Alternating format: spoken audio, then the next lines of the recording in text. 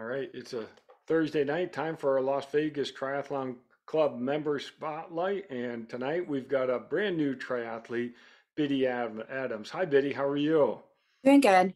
Excellent. Well, thanks for joining us. And as Bob wrote in the post on Facebook, I really enjoy just as much as he does talking with new triathletes because it's fun to revisit that time and really hear the stories of why people got into triathlon and where they want to go with it. So this is going to be a lot of fun to hear your story tonight.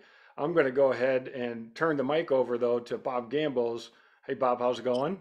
It's going fine, John. Thank you so much. And you've got the official introduction. All right. Thanks again. And welcome, Biddy. Thanks so much for taking the time to join us tonight. I mean, and as John said, I'm really looking forward to this because new triathletes, when they first get started, everybody has some different questions and some different, what got them into the sport and all that. So, well, just for everybody's, the sake of everybody listening, Biddy joined the club way back in March of 2023. So she's been in the club for a few months now, but also did her first triathlon was the June sprint triathlon, and she finished and did a great job. I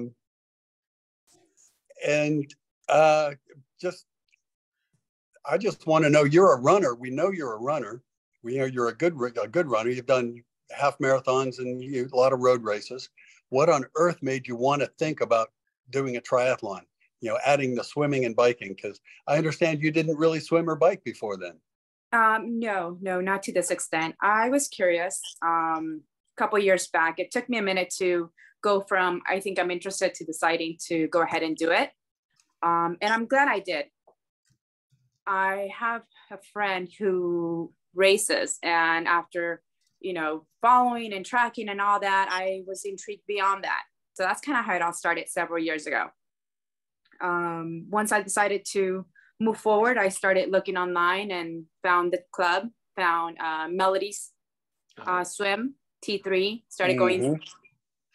Then I decided to volunteer last year at the Pumpkin Man try to kind of see what it was all about, see if I still liked it. And I met Gail. She told me about the Tri Club for women. And that's Gail Robinson, Gail Robinson. Yes. And I started joining and doing my homework, buying the gear. So it was good. I was at a point where I needed some change and a new challenge. And it was something I was very interested in. And it took a minute to get there due to having epilepsy and stuff like that. And once I decided, I eased in, and I'm glad I did. It's been a pleasant experience thus far. Well, there are a few things we have to unpack there. For one, you have some unique challenges with epilepsy, and we will talk about that. And I had no idea. I saw your first calm, cool, and collected whenever we did an open water swim with Hillary, and you did wonderful.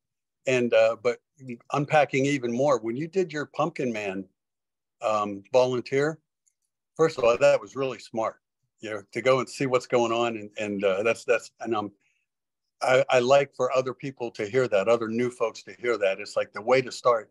You volunteer for one of these races and watch it. So what did you think when you saw that? What went through your mind, and what emotions did you feel? I knew two of the people that were racing because of Mel's group, the swim group. So I was looking forward to seeing them come in. I was in T2. So I was looking forward to seeing them come in, and, I got to see how anything can go wrong that day. I remember the swim. Some people were happy, some people were upset. It just kind of depended on, how they felt about that swim. And it was very windy. There were mixed reactions. Some people were very happy coming into T2. Some people were really pissed. So it was. And you're talking about up in Boulder City, correct? Yes, up in Boulder City. A split transition. Yeah, and it was really, really, really, really cold, really windy. Yep. So they definitely had a lot of work cut out for them. And it was good to see that different reactions. I was very interested in the gear because I was in the middle of purchasing my bike. I was looking at bikes, looking at their setups, what they were doing. Did you have second thoughts when you saw people coming in and after they had made that climb and in the wind and No, it was very motivating. It was motivating because you could tell who was a pro, who knew exactly what they were doing. You could tell who was new. There was a cyclist that crashed on the course. Mm-hmm. And so she came up to me bleeding, and I had no, it was my first time volunteering. So I had to go and find somebody and see if she could still continue. And they gave her the green light. I guess she was okay to continue the run. So, you know, I got a little bit of everything of what the support looked like, just how some came in very zoned in and they were on a mission and they were off, and some were just kind of trying to figure it out and asking me, and I was doing my best to answer. But it was good. You know, I got a lot of that experience, and definitely made me want to do it and figure out how it would be if I did it. And that's wonderful that you volunteered and learned on your first one, and it gave you a taste of it. So I just wanted other people to hear that as well. Yeah. Now, do you want to talk about that challenge? Because this is something that I didn't bring in on the introduction, but Biddy, okay. You know, Biddy was diagnosed with epilepsy, and she still races and swims and bikes, you know, controlling that. So we all have challenges. I mean, all triathletes have something that they've got to deal with. And I mean, but that's quite a bit. That's a huge thing. How do you handle that? Well, I have to take medication for the rest of my life, day and night. But the thing that kind of makes that a little bit more difficult is being hypercalcemic, which means I have to take calcium pills daily as well. And that's really what I have to keep an eye on the most. That's immediate, meaning for that, there's, you know, I can just pop a couple calcium pills and make sure I'm good there. Because if my electrolytes go out of whack, then I lower my threshold for seizures, and then I'm in bigger trouble. So it was a big decision for me to do it, because taking on too many sports meant pushing my body a lot more than I'm used to, and going out of my comfort zone, which is running. Running is, you know, it's my safety. It's my home. You know, it's what I know, what I love. But I like it. I like cycling. I like swimming. And it's been good thus far. There are some days where I have to pull back based on how I feel. And well, that's smart in itself. You know, yeah, I have to kind of listen to that. And that's one of the things that I was also a little hesitant about, because I tend to push myself a lot. And I knew if I got into this, I was going to be pushing really hard and putting my body under more physical strain. So I went for it. I did it. I like it. I'm going to keep doing it. Very good.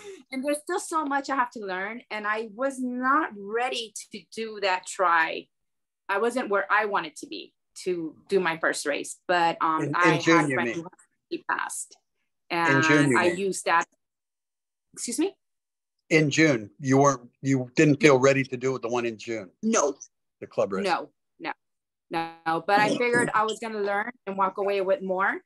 So why not? I had more to gain than to lose. So I just went for it. You know, I want to jump in here, because this is really amazing what you've undertaken. And I think you're being very humble with how you're describing this. Maybe not everyone even knows what epilepsy is. So maybe let's take a step back and describe that, because I think that's such a significant challenge for you to take on a sport where it had to be going through your mind in terms of how to manage that, especially if you're dealing with a trigger as being low calcium. So can you tell us a little bit about epilepsy in general? So I was diagnosed in 2010 with generalized seizures. They were controlled. In 2015, they came back. I guess relapsed. And now this time I was presenting with absent seizures, which are known as petit mal seizures, which was different. It took a while to get that under control. My epileptologist is actually out at UCSD in San Diego. Okay. So, you know, it took a while to get that together. Once all that was under control, I started to push more, because they took running away from me for a little bit. I wasn't allowed to run. So then I asked to hike. They said, yeah. Once I was clear, I started trail running. That's where trail running came out of. It came out of there because I fell in love with trails and I was like, I'm going to start running these. So once I got that green light, I went full force. You know, and it's just being very mindful, making sure I get enough sleep, that I don't miss my doses, that I watch any stimulants. So I don't really drink caffeine unless I have to. I don't drink alcohol, pretty clean diet.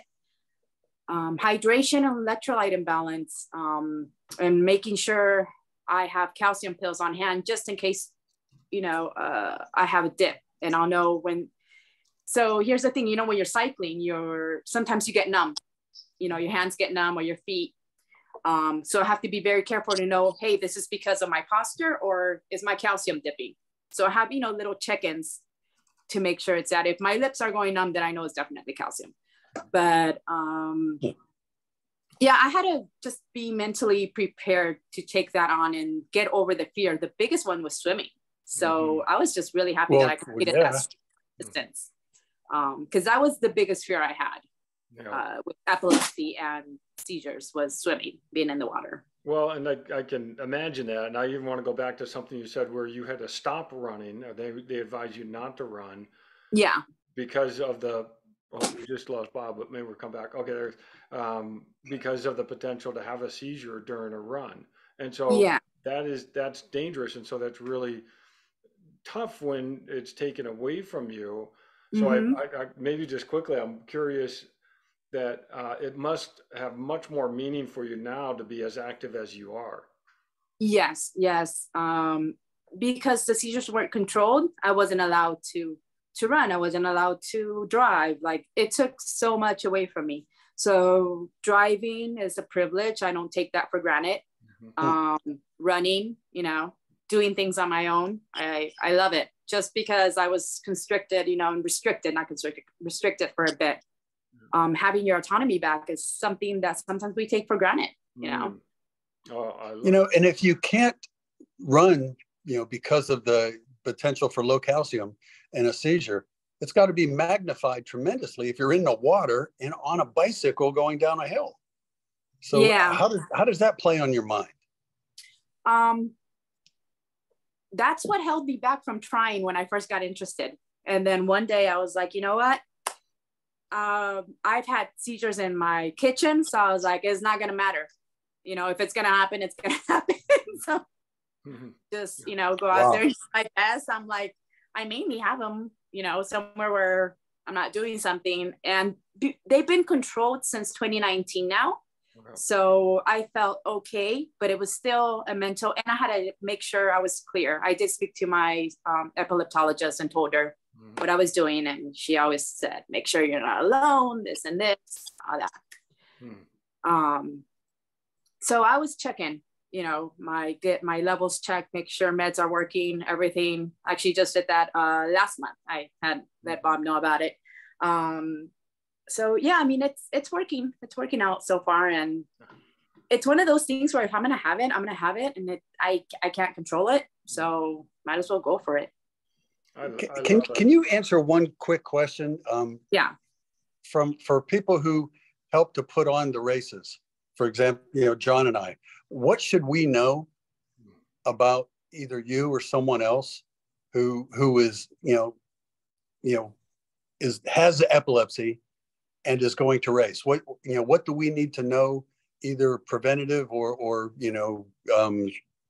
responding to an emergent condition? I think the main thing is knowing that they're an epilepsy patient and medication, because if it's to the point where directors have to notice, that means there's an emergency, something's happening. Okay. So just knowing that they have epilepsy, that it's not their first time. And it just depends on how the seizure comes about. If it's partial, it may take someone else a minute to realize that they're having a partial seizure, because they're immediately going to think that they're having a stroke or something else is going on. And we need to sit you down and get you some calcium? No, when it's like that, you kind of just have to let it pass. Run its course? Yeah. And keep you safe. Sit you down and keep you safe. Yeah. Okay. If it's generalized, then, just the regular, you put them to the side, make sure they're okay. If it lasts more than 3 minutes, then yeah, probably call an ambulance. All right. Well, thank you. Yeah. We'll note that. Yeah. Well, that's incredibly informative. And so I imagine, with the way that you're approaching your running and your trail running and triathlon, you're becoming a bit of an advocate for people with epilepsy. So what advice Yeah. do you give to people who are dealing with epilepsy or maybe something like that? Definitely make sure you get the green light from your doctor, because that's one of the things I did. Let them know where you're at. Don't miss your medicine. Always take your medicine. Sleep. Hydration is huge. Like I'm always taking Pedialytes. Like I stay on top of it big time. Listen to your body. If they're like me, they're going to push. They're going to push till the body brings them back down. And that's something I have to keep working on. Because as you know, it's not cycling and swimming and running. You have to strength train. So I have to do that. I have to do yoga. It's a lot of it to make sure that that body's working, so that there's no pain, because that could also be a trigger. So yeah, it's a lot, but I like it. Now, Biddy, is the extreme exertion the main trigger that can cause this, or what are the other triggers? Sleep deprivation, Okay. exhaustion, stress, electrolyte imbalance. It's a big one. Yeah. Okay. Stimulants. So I don't take a lot of caffeine unless I absolutely have to. So if I'm drinking coffee, I'm working on something that's making me drink coffee. Something's going on. Well, here comes the dad in me again. It's like, if you're doing something that requires coffee, you shouldn't be doing it. Yeah. Yeah, that's the only time I'm touching it nowadays. But yeah, I keep it, just those subtle changes have made a significant difference for me. And it's working. Another reason why I want to keep doing this is to set an example for my kids. I have a 26-year-old, 22 and 17. That's my youngest. He's very athletic. He's actually going to regionals tomorrow at Boulder City for cross country. Oh, wow. Yeah, and I'm pretty sure he's going to make state. So hopefully I'm not jinxing that, but I think he's going to make state. So that's Good. exciting. And my granddaughter as well. I didn't grow up being exposed to this. So I think it'll be pretty cool to expose her early on. And, you never know what she might gravitate towards, if any. But the exposure will be good for her. That is so great. And so you're a leader in guiding people into an active lifestyle and overcoming challenges. That's so fantastic. All right, so now I want to back up to your first triathlon. Here, you're coming out of getting you're getting control over your seizures again, and you're taking up running again, and then you sign up for this triathlon. But like you said, you're going to do the swim, and that already has some anxiety for a lot of people. Right. What was it like even starting on the start line, in the water, and we're about to start, and what was going through your mind? Don't use a kayak. Oh, for heaven's sake. That was my goal, not to finish without assistance. Yeah. To finish without assistance. And I was telling Bob, that's when I learned what bubbles were, because during one of the sessions you mentioned bubbles, and I was like, I have never seen bubbles. I don't know what she's talking about. I realized what bubbles were that day. I'm like, those are the bubbles she was talking about. Okay. Now for everybody listening, let's talk about what those bubbles were. We're following the people in front of you, off of the feet in front of you. Yes. I got kicked, so I kind of went back a little bit. But yeah, the goal was to complete without assistance. And that for me was a win. Being able to complete that swim without having help. That was huge. The bike was hard because I used the vest because I thought that was the best thing to do, and it was not. The bike valve popped off, so I lost all my hydration. I stopped and went all the way back to find it, and then had to start. And I don't know why I did this, but I did. So I find my valve. So then I decided to carry my bike all the way back to where I stopped, and then decided to go from there instead of cycling from where I was. I don't know. I wasn't thinking that straight. So yeah. And when I did the run, I wasn't too concerned about it. At that point, muscles were really tight. I was not hydrated anymore. And I started running, and I felt some back pain. I stopped and I did a walk run, and I was just happy that I completed the swim part, because that was the biggest stressor for me, was the swim. Without a lot of open water training, that was really stressing me out. Enjoyed it. I just enjoyed. I wasn't worried about the time. I went in, saying to myself, just sleep. That was my only goal. Biddy, just a really minor, congratulations, and what you're doing is amazing, and what you did was amazing. Just a little bit of a chastisement here. Let us know. You should have let us know, and we could have, focused on you a little bit more. So, it was in the paper. I think I put it in, right? Like I think we fill it out. It was oh gosh, okay. Oh, my daughter was there, so I think that was another reason why I felt a little bit safer, because she knew what was going on, so she was there. My daughter and her girlfriend were both there. They got up like at 4 a.m. to come out with me, so I was happy about that. At first, I didn't want anybody there. I just wanted to do it by myself. But she pushed, and I said, okay, fine, you can come. I love it. She's proud of you, of course. She wanted to see you. Yeah. So I'm curious, though, where do you go for advice on exercising and doing triathlon with epilepsy? Do you have other people that you tap into their experience on? No, and I well, again, I spoke with Bob about this, that at first I started looking, and I found one other person, but he's a guy. The demographics are so different. And I looked a bit, but I haven't found anybody who has similar issues. And then I kind of just backed off on looking, because it's all going to be individual. Whatever medication I'm on is not going to be the same. But if I do continue to do more and more races, I am probably going to be reaching out to the Huntley Foundation, which is an epilepsy foundation. Brett Huntley, I guess he's a football player. Okay. And seeing if later on I can work with them to kind of, start pushing this aspect of being active and living with epilepsy. You could become a great advocate. I have epilepsy, but I haven't come a lot of triathletes that are open about it. Right. This is something that you could become an advocate, as well as like a source of information for a lot of people. You're unique and new. Yeah. So that'd be wonderful. Oh, that's great. Well, this is great to hear, and I hope this video even catches some people and causes them to reach out to you or to maybe some of the organizations. So I'm so glad that you're willing to share this. But before we get too far off of that, I'm curious, what are you doing next in triathlon? What are your goals either this year or next year? Kind of backtracking, continuing what I was supposed to be doing, which was to keep learning, learning more about cycling and swimming. Get to a point where I feel 100% ready, because like I said, I kind of jumped the gun on that and just said, let's just go for it and see how it is. There's still a lot of room to grow cycling. In terms of cycling, there's still so much. Nutrition on the bike is something that I'm working on right now. So I kind of taught myself to go long stretches without anything, and that's not good. That only goes so far. I'm working on that. Yeah. Oh, that's great. Do you have any races picked out in the near future?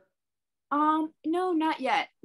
And that's what I like about the club races. I can sign up within that week or so. And I think where I'm at this point, that's what's going to work for me, especially juggling my son's schedule and going back and forth to San Diego. Later on, I might commit to something bigger, but right now I just want to keep growing in cycling and swimming and running, and keep bringing them together so that it just feels like second nature to me. So that it feels the way running feels to me. Ah, that's great. I love it. Hey, so where have you seen the biggest changes in your training from when you started? Do you find yourself spending more time in the swim or the bike, or keep gravitating back to the run? Both. I make time for all three. Like today I went swimming. I did an outdoor run and then I swam instead of the other way around because, with the chlorine after you run, so I decided to do my run first and then go swim. Cycled on Monday, and I'm doing this combination of cycling and then going to yoga class, and that's been helping. Oh, wow. Yeah. So I'll go ride and then change out and go to yoga class. That's been helping a lot. You're inventing new bricks. Yes. I like this. Yes, and swim yoga. No, bike yoga. Yeah, that's true. Gotta strength train 3 to 4 times. Like I work out 6 days out of the week. And I have to, and I like having the variety at this point, and it'll extend my running life. But I get excited about cycling, so I know I really like it. About cycling? I'd be scared going down the hill. I'm not scared anymore. Like that, I like the rush now. Oh, this is fun. Yeah. Very good. Hey, speaking of this is fun, I hope John can forgive me. I'm taking one of his questions that he normally asks, but I've got to know on your first triathlon, and it's a significant accomplishment, especially given your challenges. What did it feel like when you crossed the finish line? What went through your mind? I was relieved. Yeah, I was relieved. And I was just happy that I did it. I was just happy I'm going to go back to that swim. That's what had me mentally blocked the most. And I should have been worried about the bike because that's where everything went wrong was on the bike course. So I learned a lot, and I was just, happy that I did it. And I knew what it was like. So yeah, it felt good. I can imagine. Well, congratulations. Thank you. Yeah, this is so great. It's really inspiring to hear the story of learning how to manage your epilepsy, and that's through medicine and diet and what have you, and watching for triggers, I imagine, as well. Do you get any warning of a seizure, by the way, or is that something that? Yeah, my body will start to feel what I say. I feel off. There'll be migraines, or they're called auras.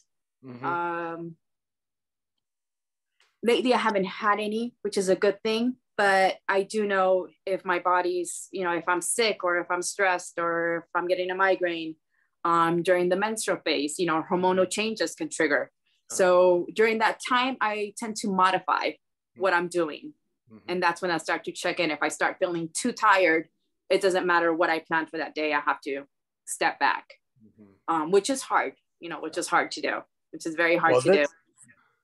This is very good training for being a triathlete, listening to your body and knowing what it feels like when you're pushing a little bit too hard. And yeah, that takes people many years to learn, and I'm still working on it. Yeah, that's why my daughter didn't want me to do it. When I told her years ago, she's like, "Oh, it has to be one and done, Mom." And I was like, "I don't think so. I don't think it's gonna be like that, Sam." I think that's why she got up that early in the morning, because we live on the north side over by Aliante. So yeah. Now she's gotten over it and she knows I'm not gonna stop. So now she's more supportive. Well, you're a great role model for several reasons, but being active to begin with, but being active and with someone with epilepsy is just such a great role model to show people that you can still work with these challenges. So yeah, I am so glad that you came on here, and we're willing to talk about it because I'm hoping that someone who's listening either has a challenge to work through or maybe knows someone that does, and helps them be active, and that you can still be successful. Yeah. Definitely. Somebody, we always know someone who has it, or someone that, either a friend who has a family member, or we know. It's not spoken about a lot, right? But it's out there. I'm sorry, but I see a poster in your future. I've got this. I've got a poster on my wall. There's a Spanish cyclist, and he lost an arm and a leg, and then when he came back, he still rides. And his poster is him, and it says, "Don't tell me you can't." Okay. And Yeah. I could see that Yeah, right totally. under your picture. Mhm. Don't tell me you can't, because you really came through on this. That's amazing. Thank you. Yeah, I Appreciate love that. it. Biddy, thank you so much for coming on this spotlight and sharing your story. And it'll be a lot of fun to see you at the next club event or Yes. a race before that. But it will be a lot of fun to watch you continue to have success. Yes. I look forward to it. Yeah. Thank you so much. That was really wonderful for you to come on and share like that. And thanks Okay. for your time. Thank you. All right. Have a good evening. You too. Night, everybody. Good night.